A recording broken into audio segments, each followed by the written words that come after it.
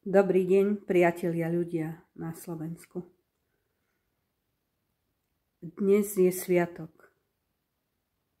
zosnulých. A práve preto mi nedá, aby som neodčinila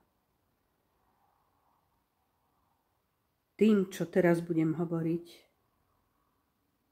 pred mojimi predkami, ktorých som si neskutočne vážila a ktorí bojovali za spravodlivosť, slobodu, ľudskosť, láskavosť.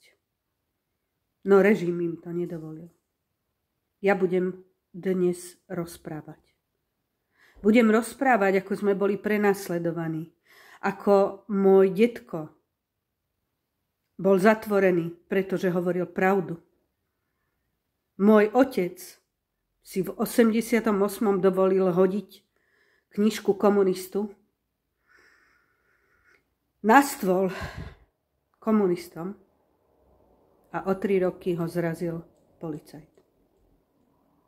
Zomrel. Bola to veľká bolesť. Trauma. Nie len pre mňa, pre moje deti, ktoré ho milovali. A ktorým chýbal vždy, lebo ich otec sa o nich nestaral. Bolo to ťažké. Prešla som si všeličím.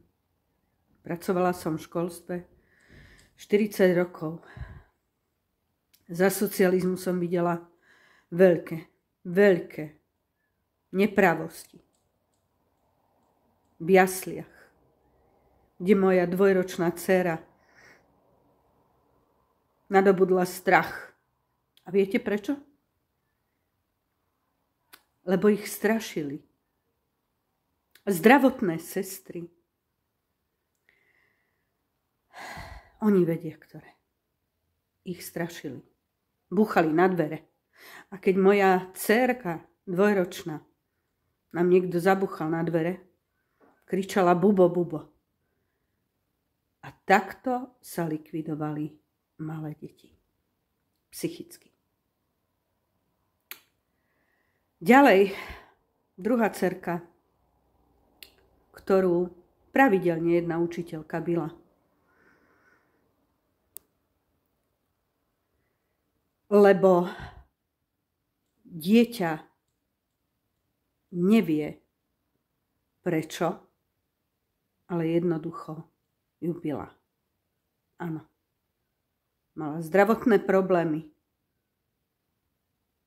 Až do dnešného dňa nie je s tým vysporiadaná.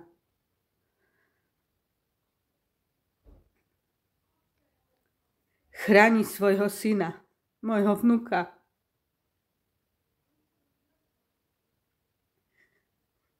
Pred takými ľuďmi, jakých som ja stretávala. Keď mali 10 rokov, na mňa dala jedna mamička udanie na políciu. Polícia v sobotu ráno prišla k našim dverám a že sa mám pobaliť a mám ísť vypovedať. 2 policajti prišli pre mňa. Nebolo to opodstatnené, podotýkam. A moje dcery ostali samé doma. 10 a 8 ročné. Ich nezaujímalo, že moje dcery mojim dcerám spôsobili traumu. Nič ich nezaujímalo. A to boli len začiatky.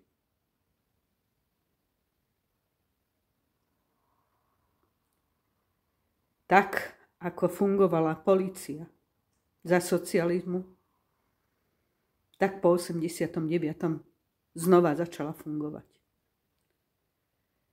Je mi smutno z toho všetkého, čo dokázali spôsobiť rodinám, Za to, že chceli hovoriť pravdu. Za to, že milovali slobodu. Slobodu prejavu. Áno, v 89. som bola. Na námestí SNP. S nádejou, že tá sloboda bude. Nie. Všetko to bolo zorganizované. A viete kým? Bolo to zorganizované komunistami, ktorí dostávali pokyny z Ruska. Áno, dobre počúvate. Tak to je. Tak to tu bolo. A stále to je. Pod nadvládou Ruska. Bojíte sa, že bude tretia svetová vojna? To chcú, aby sme sa báli. Aby sme boli ticho. Aby sme nerozprávali o tom, čo nás trápi.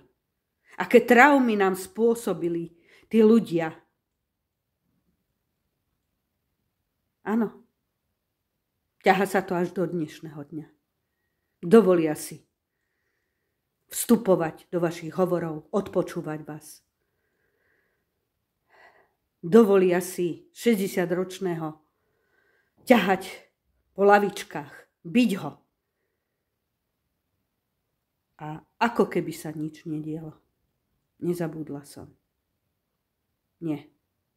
Spôsobili ste veľké problémy.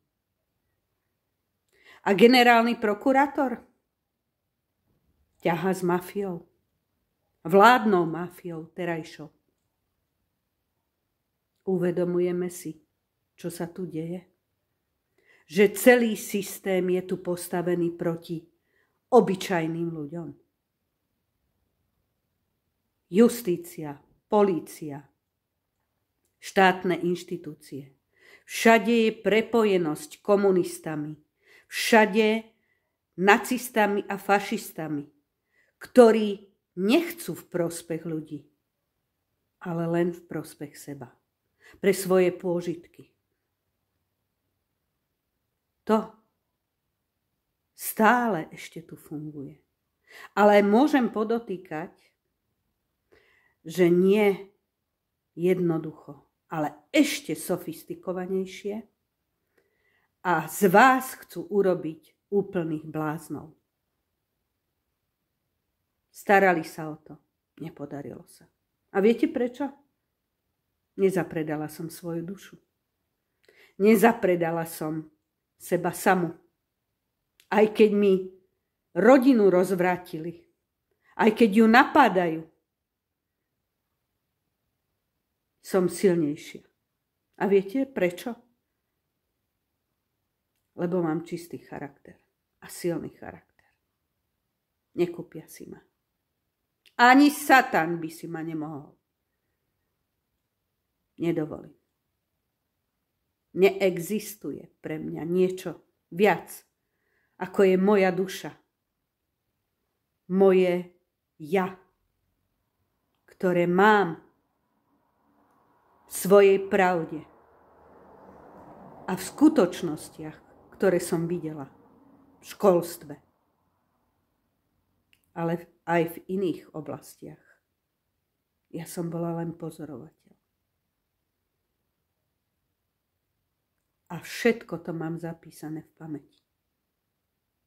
Nevymili ste mi mozog. Nepodarilo sa vám. A viete prečo? Lebo nedám sa krmiť hlúpostiami. Médiami, ktoré klamali, podvádzali. Ktoré hrali oligarchickú hru. Viem o tom. Ale je čas vašej karmy. Vy si musíte spýtovať svedomie. Doteraz ste to nepochopili. Za cenu čoho? Ja mám svoj vek, mám 65 rokov. A budem rozprávať. Aby mojim deťom a môjmu vnukovi sa také veci už nestali. Nikdy. Počujete ma? Nikdy. Vypadnete. Nie my. Nie my s čistým charakterom a pravdou a spravodlivosťou. Nie. Prišiel váš čas. Kedy vy